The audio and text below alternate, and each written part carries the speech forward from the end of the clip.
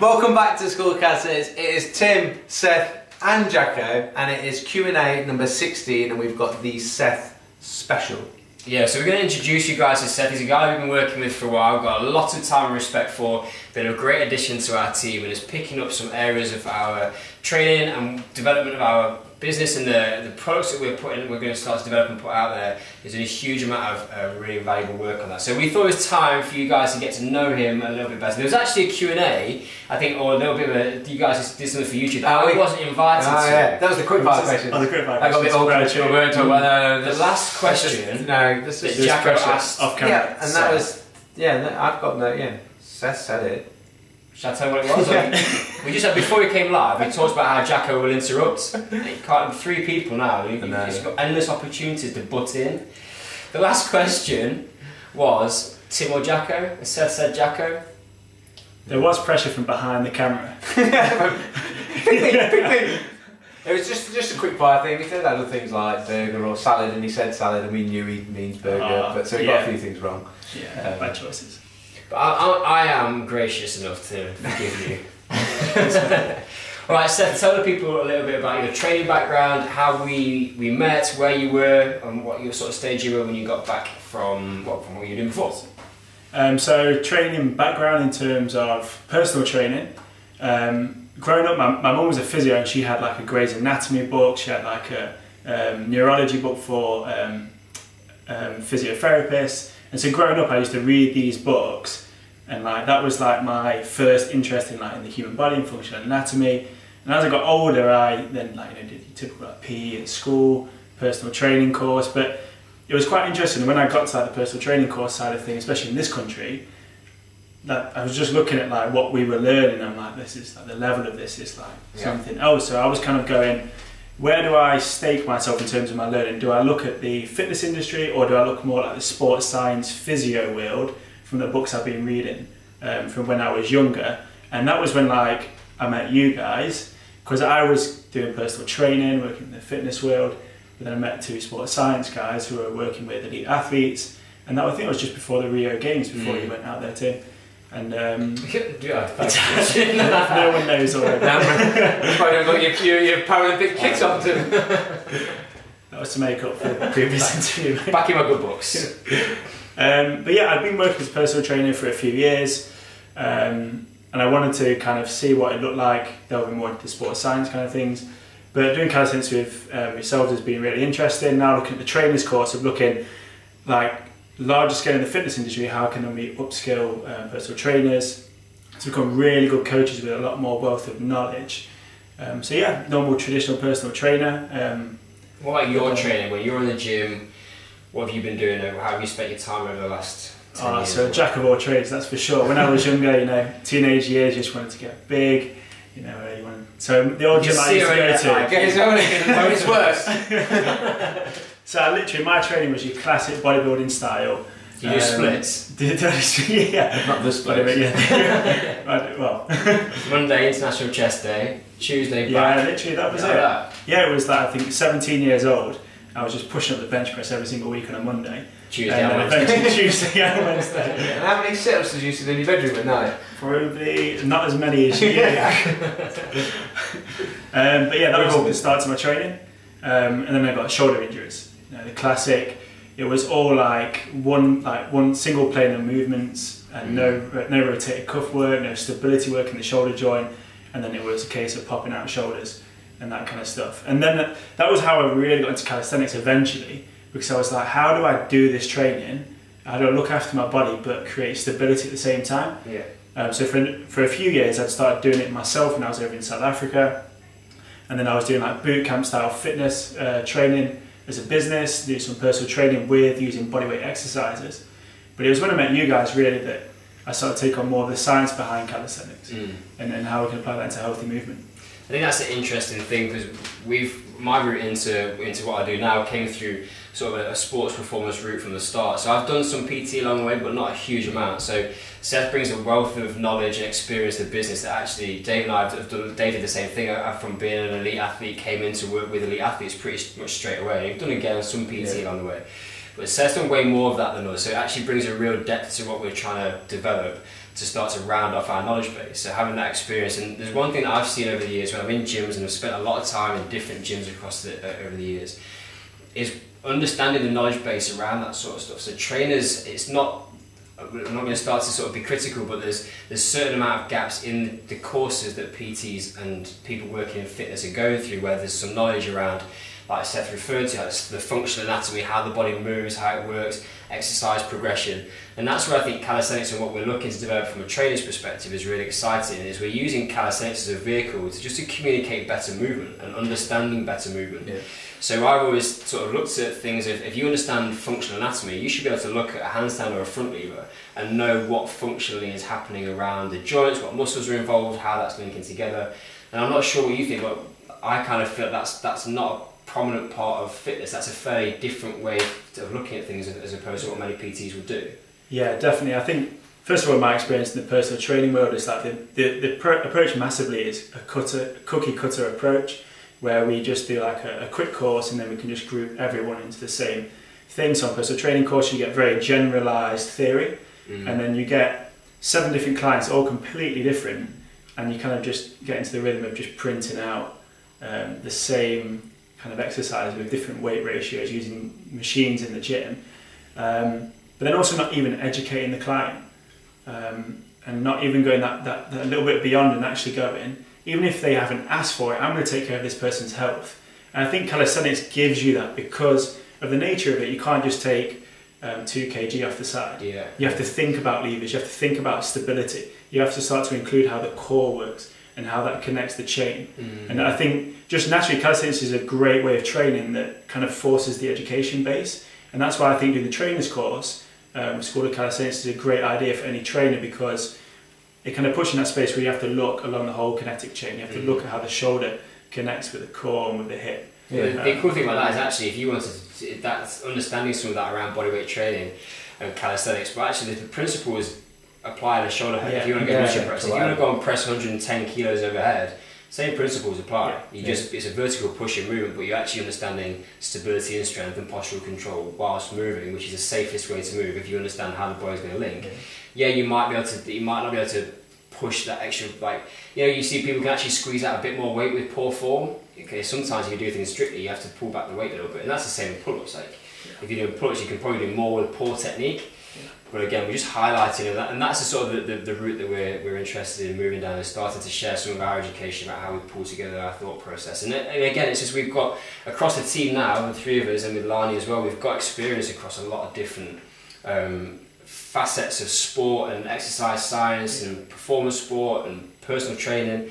So I'm excited to see where this goes. And I think what Seth said about like calisthenics isn't everyone's cup of tea, and not everyone necessarily has to do it. I'm not saying you have to do it, but as a way to help someone train and understand their body, you as a trainer, to do calisthenics effectively for your client, you need to understand how their body moves. Like you're saying, it's not just one size fits all. You need to understand how the body moves so you can adapt exercises, but then also the client themselves, they're going to learn how they're moving and how and all those connections they're trying to make, but so it becomes educational for you as a trainer to understand how the body and that person literally in front of you, how their body works, and they're learning all at the same time. And that's why we're really excited about, like Seth is one of the things, big projects he's got coming that he's working on for us. And we get a lot of people asking about it, is are we doing a trainer's course of certification in calisthenics? And we won't go into the details of it now, but just to let you know, that's one of the big projects that Seth is working on for 2018. What I wanted to ask him a little bit about related to that is, he's been heading up the weekly class we do in Nottingham, and just sharing some of the sort of, I know I've been there for quite a few of those, and there's some people there who've been making some amazing progress, and just if you could just share a little bit about what some of the highlights of that class been like for you, because I know it's been an enjoyable thing for you to do. Yeah, definitely. The community aspect of it has been great, but also the consistency of it. We get the same people turning up week after week, kind of just coming along, and they're literally dedicating themselves to learning from myself and from Jacko, and the progress has been incredible. One guy, for example, 3 human flag classes, and then he had a human flag. I remember, I'm literally like, looking at some of these people and I'm going like, it surprises us. As, like, we go to workshops sometimes and like we spend 3 hours with a group of people, and some of them do some of these impossible things for the first time. Not everyone, but some of that happens. But like seeing some of these guys and girls like every week for a few weeks, some of the improvements making is like mind blowing, like for me. Yeah, like, no, it's really incredible. Inspiring though, isn't it? Yeah, definitely. It's been really good, like for my training, for yours as well. Just like been making sure we're also practicing what we preach. Yeah. Because the people that advance the fastest in the classes are the people who listen the most. Yeah. So they don't dither around in other areas of training or start trying to go into like some pseudoscience ideas behind how to get a human flag. They literally just listen. Yeah. And they just do it, and they keep it really simple, and they progress much faster. So I think for us as well. Yeah, right, exactly. Saying that, I think I would as well. But definitely, I think it's been really cool in that aspect of actually like it's forced us to learn better as coaches as well. Yeah, for sure. Like going back to the trainer's course, like for a trainer, normally when you've got someone in like a chest press in the gym, you've got a seat they can sit on, and you won't necessarily see the dysfunction in the shoulder movement. Whereas in calisthenics, you're going to see it. Yeah. And so in the class, it's actually really heightened our ability to coach those movements as well, because we can see it straight away. So then we're looking at actually what's happening, why is that dysfunction happening, and then we're able to problem solve there and then. And yeah, the progress has been incredibly fast. Yeah, there's been a huge range of abilities at the class, so we're seeing like all sorts of different people, male, female, tall, thin, large, like all sorts of shapes and sizes, and everyone with different training backgrounds. So we're seeing that variation, and how when we're trying to coach certain moves, how we need to change things and adapt things as we go along. Yeah, definitely. I want to give a quick shout out to Chris, because Chris is a guy that came along. He was like, so many people, the typical person says, oh, I'll never be able to do that. Yeah. That's going to stay in the impossible box for me. I've got to change so many things until I can do a human flag. He's the guy after 3 classes that got a human flag. Last week, he also got the back lever, and it's just incredible. He's the guy that's actually gone, you know what, I'm just going to listen and keep it really simple. Yeah. So for the people out there that are just like, you're seeing the videos that we're putting out, you're seeing those class videos, and you're just like, oh, I'll never be able to do that. I'll get strong first, or I'll lose some weight first. Yeah. Honestly, you don't need to. Just come along, enjoy it, and you're going to learn. Yeah. Let's switch gears a little bit. We've delved into some of the real deep stuff around work and professional stuff. Now, I want to just go a little bit slightly more light-hearted. So, now, you are a man who knows his way around nutrition and training, but what I want you to do is, because I'm going to expose some of your weaknesses, because we all do this, tell the people about your bedtime snack. My bedtime snack? I don't think I know about the bedtime snack. Also, tell them about how many calories is in it. So Seth told me he literally can't go to bed unless whatever. I struggle. So literally, okay, cool. So it's oatcakes with Marmite and cheddar cheese. Specifically, Cathedral City, extra mature. Like if it's like from the middle, and it has to be Cathedral City. 6 oatcakes with 100 grams of cheese, and every night, and it's 800 calories. Every night. Every night. I can't sleep without it. Cheese makes your dream funny, doesn't it? Yeah. Maybe I don't know. Do you ever find yourself sometimes going to the gym to train so that you know that then you can have your cheese at night? Yeah, so, okay, every day. So me and Tim have had this conversation. So basically, I offset my calories early in the day. So when I wake up in the morning, one of the first things I'll do is actually put in, I'll literally put into my calorie counter the oatcakes and the cheese that I know I'm going to have at night time. Oh, and then I adjust my eating in the daytime so I can have that at night, because I know I just won't be able to sleep. There you go. Crikey. So we're all... Would you ever delve outside of Cathedral City? I've tried it. I've gone to Aldi and Lidl's extra mature, but it's not... There's extra special one, like the Welsh one. That's a nice... But that's punchy. But it is punchy, yeah. Yeah, but too much. It's still not quite Cathedral City. You get better value. Often Cathedral City do the massive blocks with like 50% off or something. Big mistake I made recently though is I got my oatcakes from Lidl instead of Aldi, and there's only 5 in the packet, and they taste different as well. They're like a different shape. They're thicker. They taste completely different. Yeah. So would you ever eat an oatcake or not? Yeah, no, I do. Yeah. What? Once you get into it, I guarantee you, both of you two, once you get into it, you won't be able to I'm not that bothered about, like, I like cheese, but I'm not that bothered about eating cheese. Like, if you said, Jacko, give up cheese 2018, Jacko, one word, halloumi. Right. Yeah, I love that, and the joke, but, what do the cheese say to but I could do, it's one of those things, like, if you said, don't drink coffee for next year, I'd be like, If you said, don't challenge me to not eat cheese, I'd be like, Second follow-up question is this. Calorie counting, why? You're in good shape. I neither want to end up obese, and I don't want to be having way too little. So for me, it's literally just for just for making sure I'm eating enough and not eating too Every much. day? Yeah. Well, I wouldn't say every day, no. I'd probably say three days a week at best. If you're making a salad, do you put in like 3 tomatoes, half a Oh, no. Okay. So like things like vegetables, I'll just leave it out. But yeah, if I'm going for like bigger meals, I just more like for interest sake. Okay. Now, I've got to work with that guy. His abs are just kind of... Just give up. Just find a tortoise and eat it. If you find the same principle. When we did the Yorkshire 3 Peaks a few months ago, did you calorie count that day? So the Yorkshire 3 Peaks Was fueled by 95% jelly beans. It was literally all day long. Yeah. Alright, Jack, I've got one very good question that would be perfect for Seth from Facebook. And it was a question about cardio and bodyweight training. John says he spends an hour and a half at the gym, 40 minutes doing cardio, and that includes his rest. And he does 50 minutes of either chest, back or shoulders bodyweight workouts. So it sounds like he's like separating his bodyweight workout into those 3 types of sessions. But his question is about more around when to do the cardio and should he separate it. So should I separate the cardio work from his bodyweight training, or does it not matter at all? So I'd say first, if you're doing them together, like if you're definitely going to do them together, do put the cardio after your strength training. It's just easier like that. You don't want to do a long run and then just be absolutely exhausted before you get trained, especially if you're doing bodyweight exercises as well.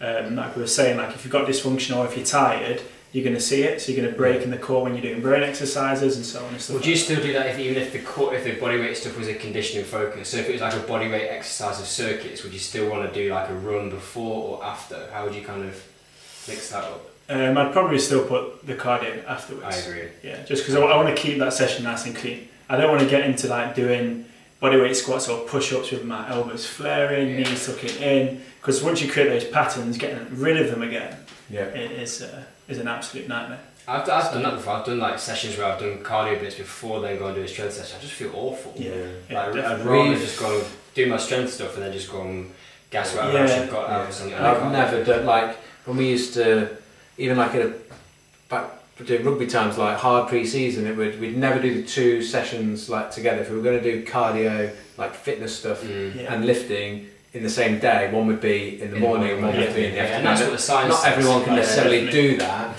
but if you haven't got time to separate them completely, you do them together, do your heavy strength work first. I feel like the research, I think, I'd have to go and check it, but off the top of my head, I think it suggests about 5 hours in between sessions. If you're going to lift and then you're going to go and follow some cardio stuff afterwards, I think it's about 5 hours. For optimal kind of opportunity, that doesn't apply to a lot of people, unless you're an elite athlete. Then cool. 99% of you are just trying to fit your training in around your busy life. I'm like that. I'm like that. My cardio consists of sometimes going out and doing park run, or maybe one run a week-ish. Or if I do yoga counts as cardio to me, I get out of breath doing that. So in terms of that, if it's in the same session, we're suggesting doing it afterwards. How do you feel about whether doing those 2 things, how they complement each other, and where they're going to lead? I think, like you guys are saying, is ideally do separate them. But I think the best thing for you to do is to ask questions about why you're wanting to do cardio and why you want to do your strength work or your bodyweight exercises. Is it because you're going for aesthetic goals of building muscle and losing body fat, or are you just doing cardio because you enjoy it? Because if you enjoy it, great, carry on enjoying your cardio and then do your bodyweight exercises as well separately. If you're going for a weight loss, you don't necessarily need to be doing cardio for that weight loss. Maybe it's looking at your diet, maybe it's looking at going for walks more often, actually relaxing more. Those simple things, rather than trying to force bodyweight exercises, then cardio, and being like doing long 1 hour 30 sessions, hoping that it's going to get you body fat loss. When actually it's a lot simpler than that. You can actually enjoy dropping that body fat. Do your training sessions in a slight calorie deficit, eat healthy whole foods, and enjoy life and rest. Those things are really important because that brings the consistency. So I'd really recommend looking at your goals again and then working from there. I think that's probably the biggest take-home message from me out of what Seth said there, is about like understand your goals and what's it for. So it's a good question about like when to do cardio, but the bigger question around it, that not just for you but also everyone else, is like, what are you actually trying to achieve, what are you training for, and then make your training specific to that, because you get what you train for. So everyone can take something out of that. People will find this is not specifically directed to you, but if you like, Jacko's story is a great example. We talk about this about quite a lot. When he finished playing rugby, he was in the mirror doing bicep curls, and all of a sudden it just ticked in your mind of, what am I doing this for? And it might be the same thing as if you're in the if you're on a treadmill and you're 40 minutes into a run, there might just come a point where I don't actually know why I'm doing this. Yeah. And if you're training for something, and like yours was a game at the weekend, then that's ideal. But so if you've got an event that you're working towards and having a deadline and that sort of stuff works really well to focus your attention if you're training. But ultimately, I think it's always important to know what you want, because up until I got into calisthenics, I was effectively a strength and conditioning coach. I was like a kid in a sweet shop. I go to the gym and I've got all this stuff that I can do. So what I ended up doing was not committing to any of it. I'm gonna do a bit of this training, a bit of strength and endurance stuff. Now I'm doing power training, and I just jumped around because I got bored, because I didn't have something that I was achieving or working towards. So having that lay down, setting a marker, goes, that's what I want, structure your training around that, because the whole thing around that is actually in life, we want to achieve stuff. Yeah. So if you set yourself a goal, you get the satisfaction of achieving it, you're moving in a direction which is structured, and then off that goal you then start to move forward and plan your next one. And so you're always constantly looking at where am I taking my own journey, and if that deviates into different sports and different disciplines, then that's cool. Do what makes you happy, do what you enjoy, but just have a purpose to it, I think. Yeah. So thank you guys for listening. If you've got any other questions for future Q&As that you want to ask about anything to do with training, whether it's for any of us, just comment in below. If you haven't subscribed, make sure you click subscribe if you're on YouTube, or if you leave us a review if you're listening on iTunes, that would also be awesome. And we thank you for listening to this week's Q&A. You get to do it with special guest Seth. So until next week, class dismissed.